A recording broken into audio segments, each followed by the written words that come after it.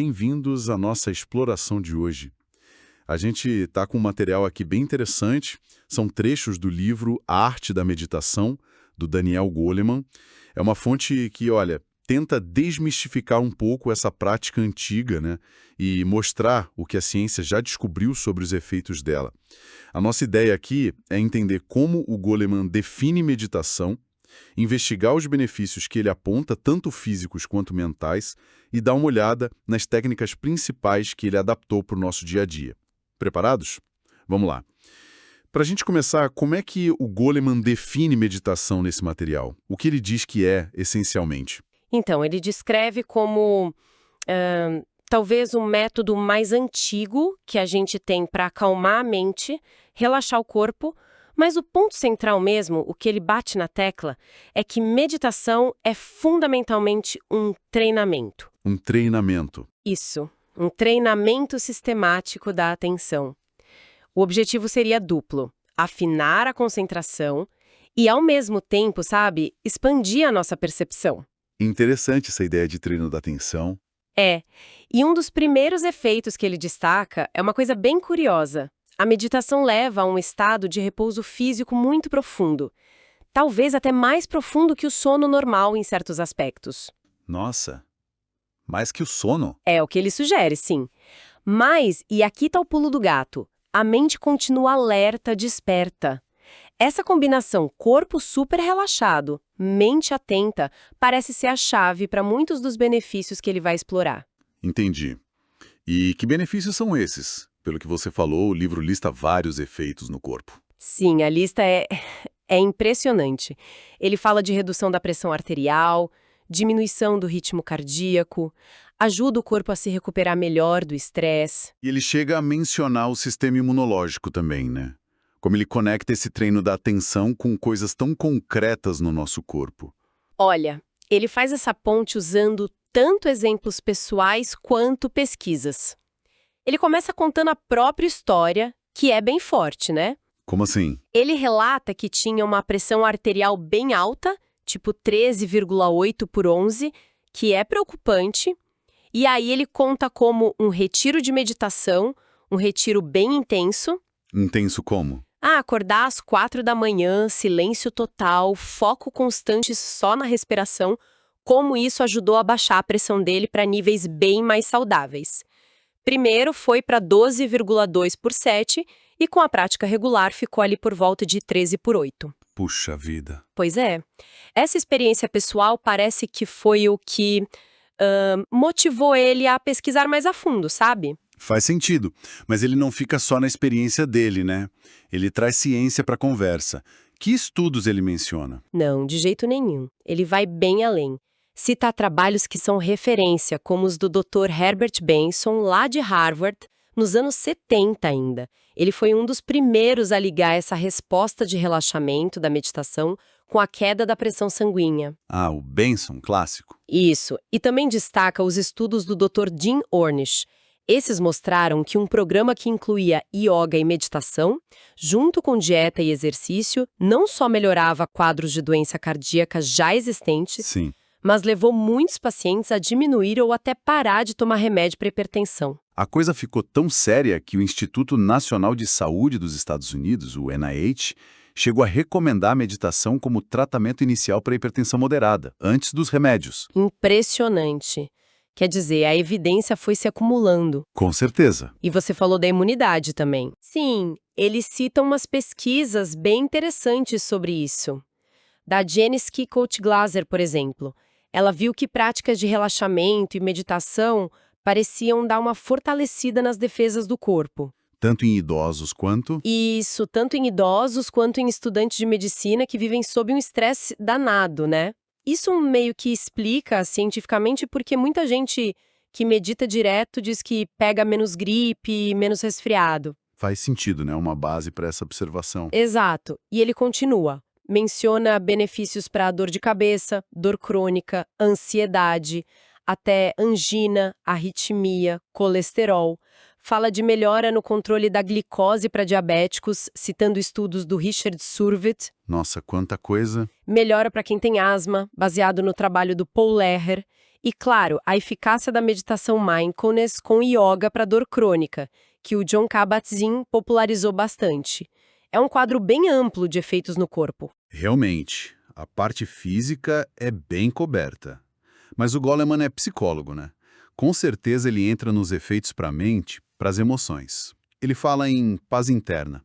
Como ele descreve essa mudança interna? Assim, esse é talvez o coração do argumento dele.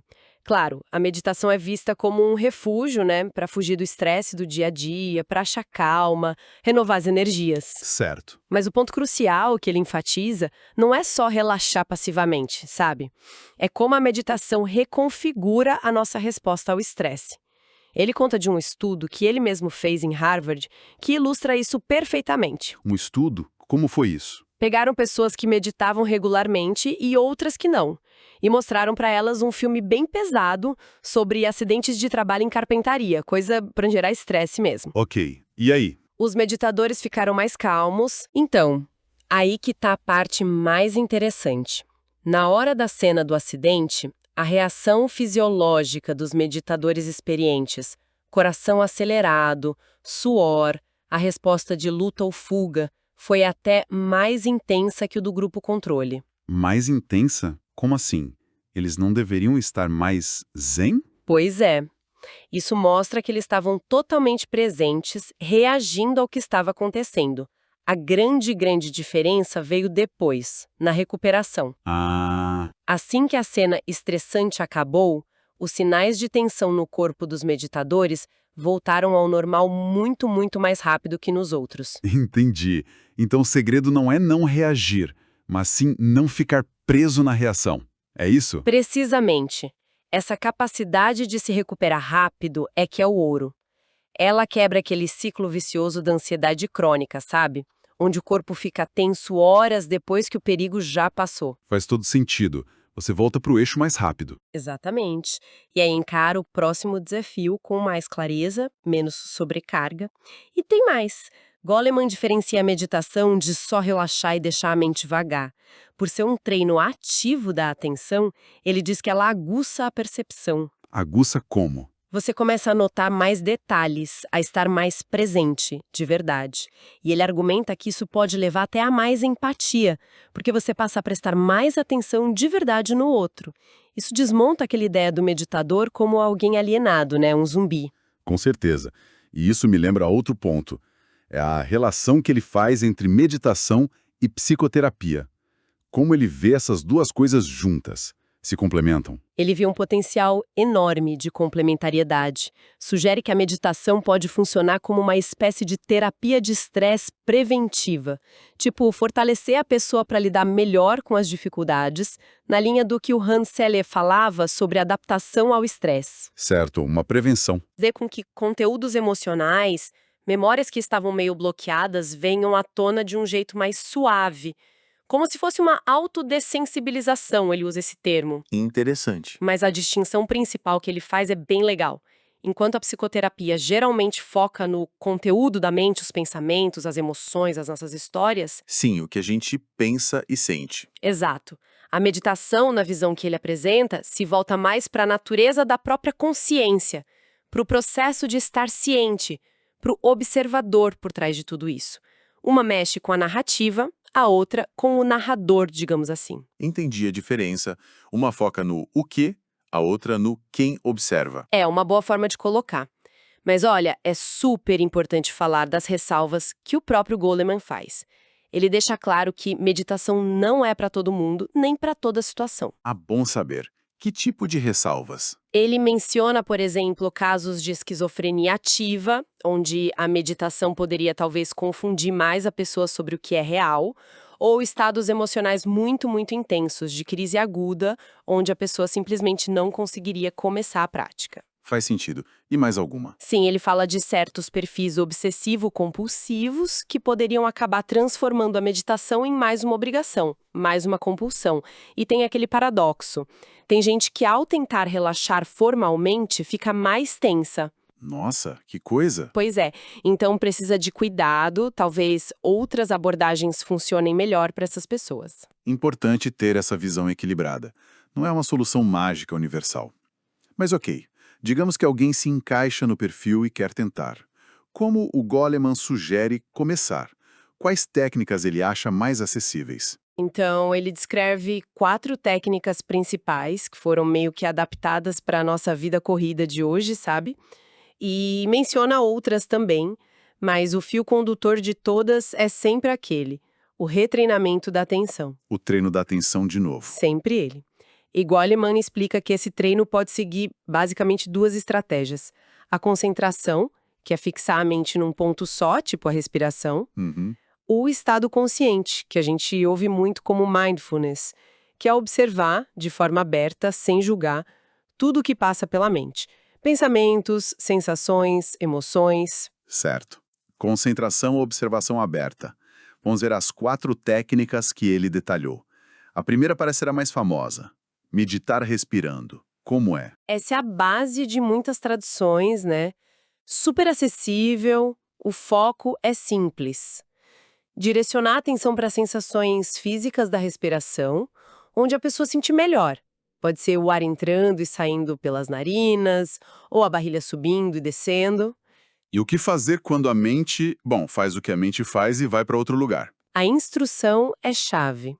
Simplesmente notar que a mente se distraiu, com um pensamento, um barulho, qualquer coisa. E aí, sem se criticar, sem ficar frustrada, gentilmente trazer a atenção de volta para a respiração. Só isso. Voltar. Voltar quantas vezes for preciso. Exatamente. Ele até sugere usar umas âncoras mentais para ajudar, tipo, repetir baixinho, inspirando, expirando, ou subindo, descendo, junto com a respiração. Ele diz que é como malhar o músculo da atenção. Gostei da analogia do músculo. Ok. Essa é a primeira. A segunda que ele traz é meditar relaxando o corpo. Essa parece bem diferente, né? Mais física. Sim, essa vem muito da Hatha Yoga, que trabalha bastante o corpo. É basicamente um escaneamento corporal. A pessoa deita ou senta de um jeito confortável Certo. e vai levando a atenção devagarinho por todas as partes do corpo. Começa lá nos pés, sobe pelas pernas, tronco, braços, pescoço, rosto, até o topo da cabeça. E o que se faz em cada parte? A ideia é notar as sensações que estão ali.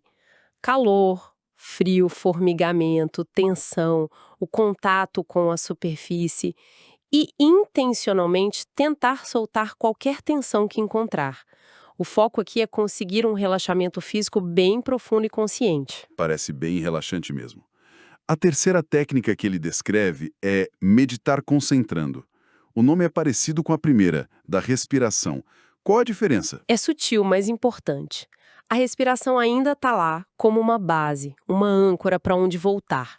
Mas o foco principal aqui se expande um pouquinho. Como assim? Em vez de só voltar para a respiração quando a mente divaga, a instrução é observar e nomear mentalmente a distração assim que ela aparece. Tipo, surgiu um pensamento, você nota e pensa, pensando. Ouviu um barulho, ouvindo. Sentiu uma coceira, sentindo. Ah, você dá um rótulo mental rápido. Isso, rótulos bem simples, neutros. A ideia não é ficar analisando o pensamento ou o som, mas sim ficar mais consciente dos próprios processos mentais. Perceber como as coisas surgem e vão embora na mente sem se agarrar a elas. Entendi. É um jeito de observar o fluxo da mente sem ser levado por ele. E a quarta principal é meditar caminhando. Essa deve ser boa para quem fica agoniado parado. Exatamente. Goleman a coloca como uma ótima alternativa para quem se sente muito agitado ou desconfortável sentado por muito tempo. E como funciona? Fica andando e pensando na vida? Não. O foco da atenção vai todo para as sensações físicas bem detalhadas do ato de caminhar. Geralmente se faz bem devagar, num espaço pequeno, indo e voltando. Devagar, prestando atenção em quê exatamente? Em cada pedacinho do passo. Sentir o pé levantando do chão, a perna se movendo no ar, o calcanhar tocando o solo, o pé rolando, o peso do corpo mudando. E assim como na outra técnica, pode usar rótulos mentais discretos, tipo levantando, movendo, pousando, para manter a atenção ali na experiência direta do corpo caminhando. Que interessante, nunca tinha pensado em caminhar assim. Além dessas 4, você disse que ele cita outras de passagem. Sim, ele menciona mais 2 para dar exemplos de variações. Uma é a meditação com mantra. Ah, com palavras repetidas. Isso, em vez da respiração, o foco da atenção é uma palavra, ou uma frase curta, ou até um som que você fica repetindo mentalmente. Pode ser algo com significado espiritual, ele dá exemplos de várias tradições, tipo o Adonai, Kairi, Eleison, Han, Om Mani Padme Hum, ou pode ser uma palavra neutra. O mecanismo é o mesmo. A repetição serve de âncora. Entendi. E a outra? A outra é a alimentação consciente, que é transformar o ato de comer numa prática. Comer meditando. Basicamente, comer devagar, prestando atenção total em tudo, nas cores, nos cheiros, nas texturas na boca, nos sabores, no som de mastigar, na sensação de engolir. É um jeito de trazer a atenção plena para o presente, usando a comida como foco. Tanta opção. E Goleman fala sobre o contexto disso tudo, tipo, precisa de um mestre, um lugar especial para praticar? Ele comenta assim, e mostra que tem muita variação. Algumas tradições, tipo as de mosteiro, né? Monges, budistas, beneditinos, enfatizam muito um ambiente mais retirado, regras de conduta e a orientação de um professor experiente. Em muitas escolas, o mestre é visto como fundamental. Mas não em todas. Não em todas. Goleman também aponta para outras abordagens que tentam integrar a meditação mais na vida do dia a dia, sem precisar de isolamento. Ele cita a meditação transcendental como um exemplo disso, adaptado para o Ocidente, e menciona até o Krishnamurti. Ah, o filósofo. Isso, que questionava a necessidade de seguir qualquer autoridade ou doutrina e focava mais na autoobservação direta. Mas apesar dessa diversidade toda, Goleman acha um ponto em comum bem forte. Que seria? Em uma coisa só, a concentração, ou observando tudo que aparece, o mindfulness. Esse parece ser um ingrediente ativo em todas elas. O treino da atenção de novo como núcleo. E ele fala de uma coisa que me parece muito importante. Como as nossas crenças, nossa cultura, influenciam a experiência. Tipo, a mesma coisa pode ser vista de jeitos totalmente diferentes. Sim, esse é um ponto que ele explora com exemplos muito bons. Ele argumenta que as nossas crenças, sejam religiosas ou culturais, agem como um filtro. Elas moldam como a gente interpreta e até como a gente nomeia experiências meditativas mais profundas. Como assim nomeia? Pensa num estado de quietude mental muito grande, onde a percepção do mundo externo diminui. No contexto hindu, podem chamar de samadhi. No sufismo islâmico, fana. No budismo Theravada, jhana.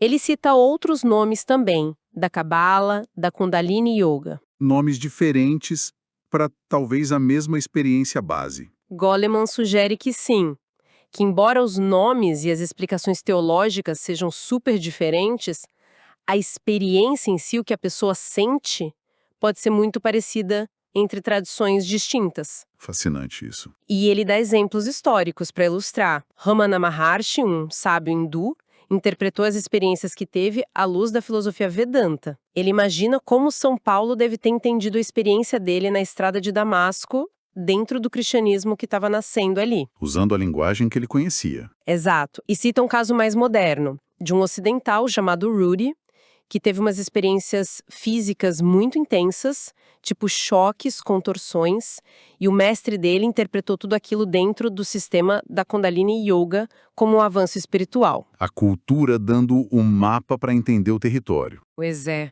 mas o mais intrigante talvez são os casos que Goleman menciona, como Muktananda ou Sri Aurobindo.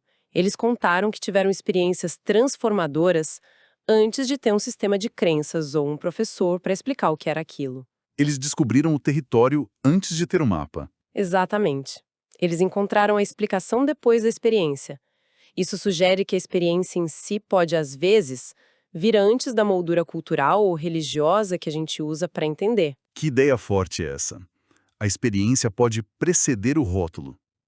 Bom, tentando amarrar tudo isso que a gente viu a partir do material do Goleman, ele nos mostra a meditação não como algo místico, distante, mas como um treino bem prático da atenção. Um treino. E um treino que, segundo as pesquisas que ele traz, pode ter efeitos bem concretos no nosso corpo, aliviando o estresse, ajudando na pressão, talvez até na imunidade e na nossa mente, melhorando o foco, ajudando a gente a se recuperar mais rápido de um baque emocional e aumentando a autoconsciência. Sim. Acho que essa é uma boa síntese. E o legal é que tem vários jeitos de fazer esse treino, né? Várias técnicas. E muitas parecem impossíveis de encaixar no dia a dia. Exato. O fio condutor que ele parece sempre voltar é essa capacidade de treinar a atenção, de aprender a direcionar e principalmente a trazer de volta quando ela escapa. Trazer de volta. Isso me faz pensar numa coisa, sabe? Uma reflexão que fica dessa leitura. Se o centro da prática é esse constante redirecionar da atenção, e se a gente parar para pensar quantas vezes por dia a nossa mente não se perde por aí, Nossa, nem me fale. pulando de preocupação para tarefa, para notificação do celular, para o passado, para o futuro, qual seria o efeito acumulado de cultivar de propósito esse hábito de só voltar para o presente? Mesmo que por um instante. Mesmo que por um instante. Não só na hora de meditar formalmente, mas nos intervalos, fazendo coisas normais, conversando. O que essa prática contínua, sutil, de só notar para onde a mente foi e trazer de volta sem brigar com ela, o que isso poderia de verdade transformar na qualidade da nossa experiência diária? Momento a momento.